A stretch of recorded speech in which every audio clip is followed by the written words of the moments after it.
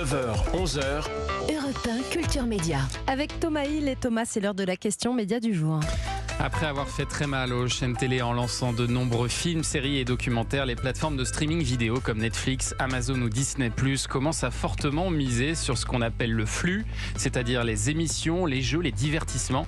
Alors les plateformes peuvent-elles gagner cette bataille du flux face aux chaînes de télé traditionnelles ?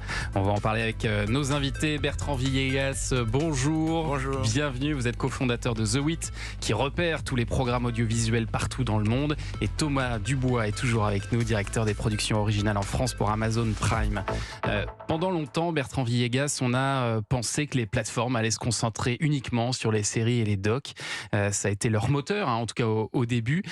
Ça n'est plus suffisant pour elles aujourd'hui ?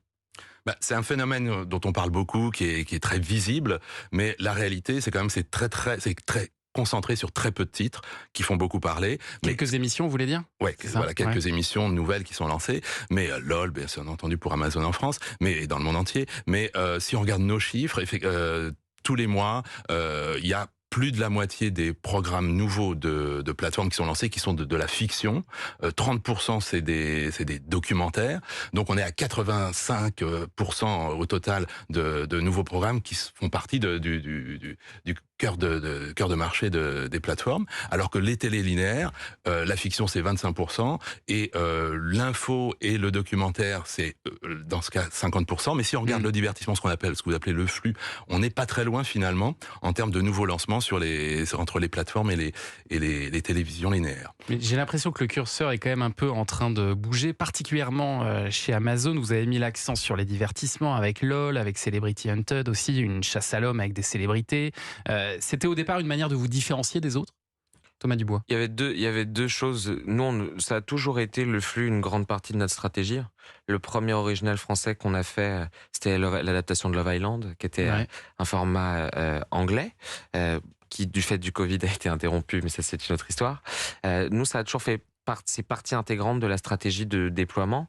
Parce que ça va plus vite et que le temps que ça nous a pris de pouvoir produire des séries et des films, on voulait absolument avoir une offre locale rapidement. Donc on n'a jamais considéré ça comme un parent pauvre et c'est pas un switch qu'on fait maintenant, c'est depuis le départ, c'est vraiment intégré dans nos plans. Parce que ça permet d'aller vite et de proposer une offre un petit peu différente de celle qu'on peut trouver chez d'autres streamers. Ça permet d'aller vite. Est-ce que c'est pas aussi parce qu'un programme de flux comme LOL, justement, ça fait plus parler finalement qu'une grande série comme Les Anneaux de Pouvoir, par exemple ? Alors, je dirais pas que ça fait plus parler que Les Anneaux de Pouvoir, ça fait beaucoup parler quand même. Mais non, ce qui est sûr, c'est que le flux, on en parlait tout à l'heure, les castings qu'on arrive à rassembler, permet de faire du bruit et on a besoin de ça pour créer l'événement. Et puis le flux a un autre grand mérite, Bertrand Villegas, c'est que c'est beaucoup moins cher à produire que des séries. Oui, c'est beaucoup moins cher, mais et on le met en route très facilement. Et actuellement, où les plateformes cherchent à réduire leurs coûts, effectivement, c'est un avantage. Mais c'est vrai que la stratégie d'Amazon est assez différente de celle de Netflix, où Amazon s'est positionné d'emblée sur des programmes légers, comiques. Et ce qui est, moi, plus que le coût, ce qui m'intéresse dans cette stratégie, c'est le local, en fait. Parce qu'on s'aperçoit que les plateformes, finalement, ce qui marche le mieux dans chaque pays, c'est même des séries locales. En Espagne, une série espagnole va finalement mieux marcher qu'une série américaine. C'est pareil dans tous les pays. Donc, ce sont des programmes typiquement le programme de flux, c'est typiquement le programme qui est adapté dans tous les pays, qui a une langue différente dans tous les pays, qu'il faut en tout cas, dont il faut changer la langue, dont il faut changer les acteurs, ce qui n'est pas le cas de la fiction. Donc LOL est comme ça dans une vingtaine de pays. Et donc l'intérêt, c'est de se greffer très facilement ou rapidement sur le marché local, conquérir des nouveaux. C'est un produit d'appel un petit peu, je pense, pour ces plateformes, en particulier pour la plateforme Amazon. Et puis le local, dans le cas d'Amazon, je trouve ça intéressant aussi, ce qui n'est pas forcément la stratégie qu'a suivi Netflix, c'est que Amazon, tout de suite, dans chaque marché, c'est associé avec des YouTubers ou des créateurs de contenu. Et à cibler d'emblée cette population, ce que Netflix n'a pas forcément fait. Dans ces castings, tout de suite, ils sont faits dans tous les marchés. Il y a dans les casts de LOL, il y a effectivement des YouTubers. Et il y a aussi, alors ce qui est intéressant, dans chaque marché, Amazon a créé des documentaires, des biopics sur des influenceurs, sur des gens importants sur les réseaux sociaux. Donc c'est un peu une stratégie, je pense que c'est une stratégie, Benjamin c'est sûrement mieux que moi, mais c'est une stratégie de conquête aussi de certaines cibles, de s'ancrer localement avec les célébrités locales de la cible qui les intéresse. Thomas Dubois, vous confirmez, ça a été une stratégie pour se faire connaître, d'utiliser les influenceurs ? Nous, on met pas les influenceurs dans une case différente. On les met au même niveau. C'est des artistes comme les autres avec lesquels on peut travailler. Mais qui ont aussi une grande communauté. Et c'est exactement. vrai que L'essentiel pour nous, c'est qu'est-ce qui va permettre de générer de la conversation. Ils en font partie. On a fait 2 saisons de l'adaptation d'un format qui s'appelait True Story, qui justement rassemblait des créateurs de contenu. On va sortir bientôt une série documentaire sur Squeezie, qu'on a travaillé avec lui. Donc ils font partie intégrante en fait des personnes avec lesquelles on veut travailler, et ils sont en général assez enclins à aller sur des formats de flux. Donc on est ravis de pouvoir travailler avec eux. Et alors les autres, Netflix, Disney+, est-ce qu'ils s'y mettent eux aussi? On en parle dans 2 minutes. Culture Média sur Europe 1. Culture Média sur Europe 1 avec la suite de la question média du jour. Les plateformes peuvent-elles gagner la bataille du flux, donc des émissions de télévision? Bertrand Villegas, cofondateur de The Wit, et Thomas Dubois débattent ce matin. Thomas est directeur des productions originales en France pour Amazon Prime. Est-ce que toutes les plateformes se mettent à ces programmes de flux, se mettent à faire des émissions de télé, ou c'est spécifique à Amazon, ça, Bertrand Villegas?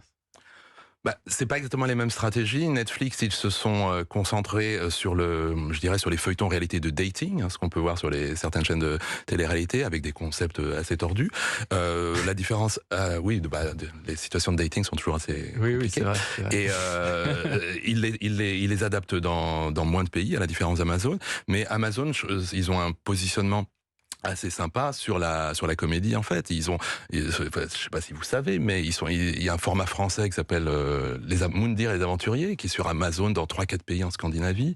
Les Moundir et les Aventuriers, c'est sur W9. Ça. Ouais, mais ils l'ont adapté, c'est les formats. Ouais. C'est la force du format. Comment est-ce qu'on arrive après à les faire voyager, à les adapter? Attendez que je comprenne bien. Vous avez acheté le format Moundir et les Aventuriers et vous le faites voyager après dans d'autres pays, c'est ça? Il est adapté. Alors pas nous en France, mais les pays, eux, comme nous, quand on recherche une nouvelle émission à faire, on regarde dans The Wit ou autre, d'ailleurs des banques de données, pour voir quels sont les formats existants. Et nos collègues ont adapté Moundir. D'accord, donc en France, vous ne pouvez pas le faire parce que c'est sur W9, mais en revanche, vous l'avez acheté pour d'autres pays dans le monde. Et puis, on sait pas forcément quelque chose qu'on aurait recherché en France. Il y a après les spécificités locales de qu'est-ce qui est déjà fait en télévision et qui est bien fait en télévision. On n'est pas là pour aller nécessairement en frontal sur des sujets. Nous, on est toujours en train de chercher un élément différenciant pour créer l'événement. C'est ce qu'a fait aussi Netflix avec son programme Nouvelle École, qui est une sorte de nouvelle star du rap. Ouais. C'est quelque chose qui n'existait pas et ça a bien fonctionné, ça aussi. Ça a bien fonctionné, et ce que j'attends de voir sur Amazon, pas en France mais en Espagne, c'est le mois prochain, en novembre, ils lancent la Star Academy, c'est-à-dire ils relancent la Star Academy espagnole, et ils le font alors là c'est vraiment une innovation qui, moi en tant que professionnel, va m'intéresser à observer. Est-ce que ça va fonctionner? Parce qu'ils vont le diffuser comme une chaîne linéaire. Il y aura des éléments, des quotidiennes. Il y aura des quotidien, il y aura des éléments sur Twitch, des éléments qui fait partie d'Amazon, il y aura des éléments sur YouTube, et puis il y aura des grands primes. Donc ça va être un truc intéressant à observer. Est-ce que, en allant aussi frontalement avec un programme historique de chaîne linéaire en Espagne, avec la Starac, ils vont ouvrir une nouvelle brèche plutôt. C'est quelque chose que vous aimeriez faire en France aussi? Vous pourriez faire une sorte de Star Academy avec vraiment des quotidiennes, des hebdos, on l'a essayé sur Love Island, où on faisait une quotidienne, littéralement. On mettait en ligne chaque jour un épisode. Je pense qu'on se pose la question s'il y a vraiment une opportunité de créer l'événement. C'est pas un objectif en soi à date de se dire il faut absolument qu'on fasse ça. Et encore une fois, ça dépend de ce qui est fait. La Starac en Espagne a été faite depuis des années. C'est une marque qui était endormie. Il réveille une belle endormie. Nous, le flux à la télévision se porte très bien quand même. Et jusqu'où vous pourriez aller? Moi, c'est ça qui m'intéresse. Est-ce que vous pourriez demain envisager de diffuser, par exemple, des jeux télé, comme on peut en voir à la télévision, des talk-shows? Est-ce que c'est des choses que vous aimeriez faire sur votre plateforme? Faut trouver la bonne façon de l'approcher. À date, franchement, c'est pas vraiment le but. Après, on teste des choses. Là, l'équipe des acquisitions chez nous a fait un deal pour être co-diffuseur sur Top Gear, l'émission d'RMC. Donc, il y a des choses qui se construisent et des tests qui sont en train d'être faits. Il y a une fenêtre de diffusion sur RMC. D'abord sur RMC, et ensuite qui arrivera chez nous. C'est vraiment un deal que l'équipe des acquisitions a fait. Donc, il y a plein de modèles et qui sont en train de se mettre en place. Et il y a aussi des partenariats qui se nouent avec les chaînes de télé pour voir comment est-ce qu'on peut être innovant ensemble. Et c'est vrai que vous le faites, ça. Vous avez signé pas mal de deals déjà avec TF1, avec France Télévisions, avec Arte, mais sur des séries, sur la coproduction de séries. petit à petit, c'est envisageable de le faire aussi pour des émissions? On le fait aussi sur la diffusion de films. On a diffusé Le Bal des Folles sur TMC. Et il y en a d'autres qui vont arriver. Je pense qu'on est, on est des acteurs qui sont complémentaires.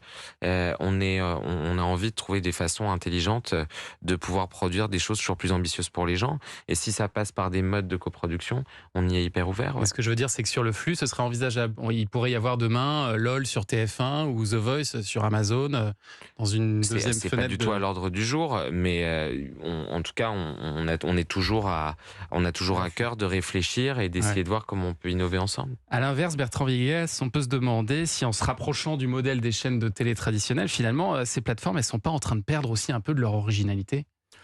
Ce qui serait plus grave, c'est de perdre un peu de leurs abonnés, parce que Amazon ou les streamers, les plateformes, c'est de la télé. Finalement, il n'y a pas comme on l'entend là, je veux dire, il n'y a pas de différence entre chaque.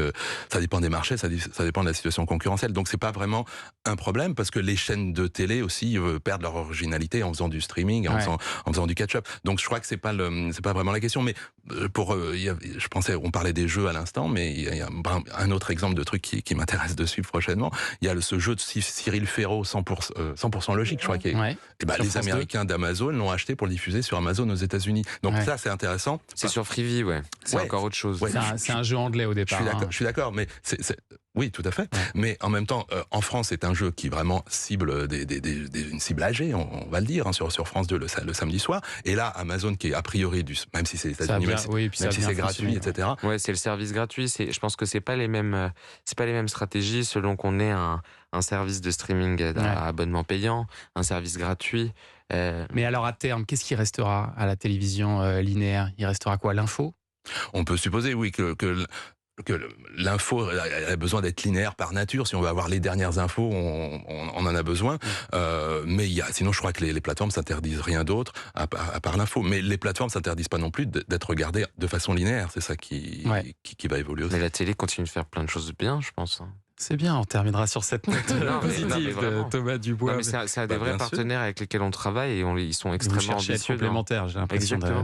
Merci en tout cas d'être venus ce matin tous les deux. Bertrand Villegas, cofondateur de The Wit, Thomas Dubois, directeur des productions originales en France pour Amazon Prime. Merci beaucoup et bonne chance pour le lancement demain de LOL qui crie sort.